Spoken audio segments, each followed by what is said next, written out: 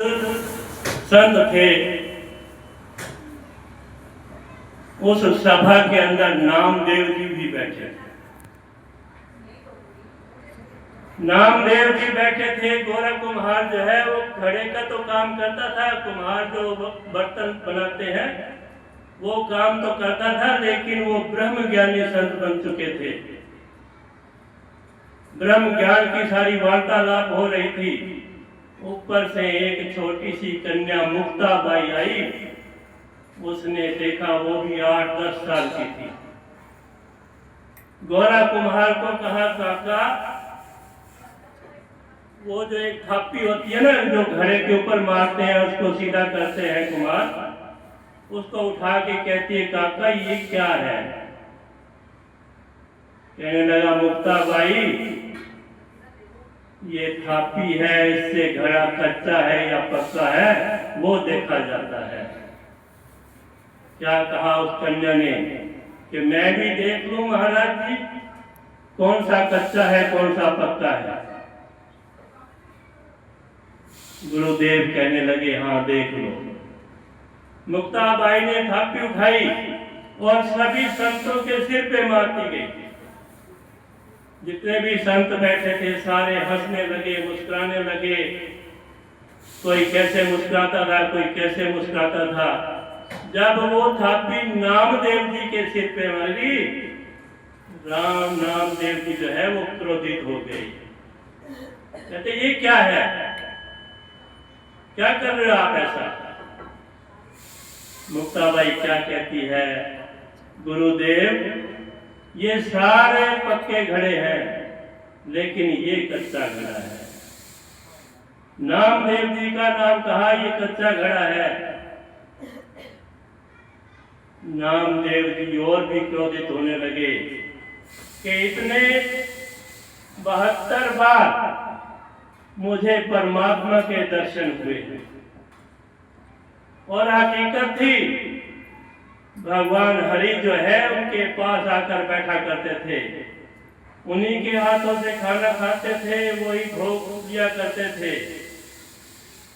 इतनी बार दर्शन हुए और फिर भी मैं कच्चा हूं।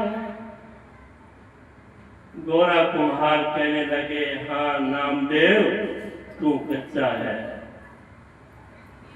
फिर और भी ज्यादा ना चैन हो सका, उसी टाइम वो हरि के पास पहुंच गया, शरीर के साथ जा सकता था, इतनी ताकत थी उसके पास। फिर भी वो कच्चा कैसे था?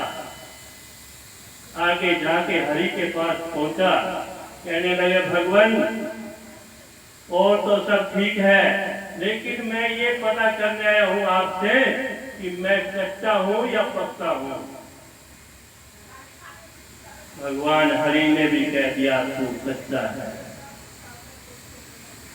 कैसे भगवान?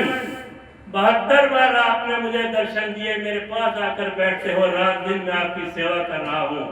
आपने मेरे लिए मंदिर का दरवाजा घुमा दिया था। एक बार ये मंदिर के अंदर गए,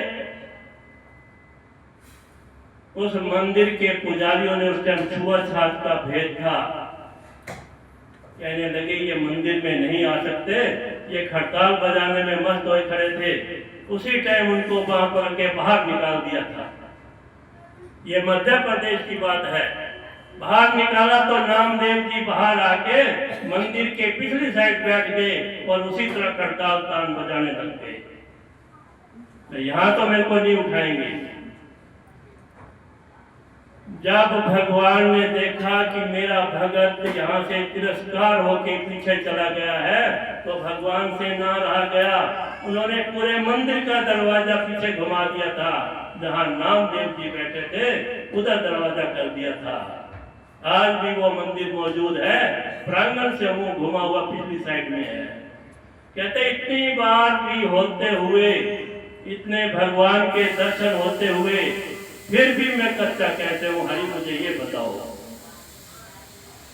कहने लगे, नामदेव तू हर तरह से मजबूत है। भगवान तेरे पास बैठते हैं, मैं आता हूं तेरे पास, लेकिन तूने गुरु धारण नहीं किया। जब तक गुरु धारण नहीं करोगे तब तक आप अंतरात्मा में कभी नहीं उतर पाओगे। उसी टाइम उनका कहना मान के विशोपाखेचर को आके उन्होंने गुरु धारण किया और गुरु धारण करके फिर सिमरन भजन में मस्त रहे। एक दिन वो सिमरन करते करते अपने लिए वो खाना बना रहे थे। खाना बना के वो थाली बाहर रखी, अंदर घी लेने के लिए गया तो एक कुत्ता आ गया, उसकी रोटी उठा के जा रहा है। नामदेव जब घी का डब्बा लेके आते हैं, देखते हैं कि मेरी रोटी तो कुत्ता लेके जा रहा है। उसी टाइम मंत्रात्मा से देखा और डब्बा लेके पीछे भागा। महाराज जी अपने हिस्से का घी तो लेते जाओ। उसी टाइम उस श्वान के अंदर, उस कुत्ते के अंदर भगवान प्रभु हरि उसी टाइम उसको साक्षात दर्शन दिए और कहने लगे, जब तक तूने गुरु धारण नहीं किया था ना, उस टाइम भी मैं आया था कन्या के रूप में, आपके सिर के ऊपर थापी मारी थी, उस टाइम आप नहीं पहचान सके। आज जब तुमने गुरु धारण कर लिया तो एक कुत्ते के अंदर भी मेरे को देख लिया है। ये संतों के सानिध्य और गुरु धारण करने का ये उत्तम फल होता है कि जीव अपने सहज स्वभाव को प्राप्त हो जाता है और हमेशा के लिए आवागमन के चक्कर से मुक्त हो जाता है। आई समझ? हाँ जी। बोलो सच्चे दरबार।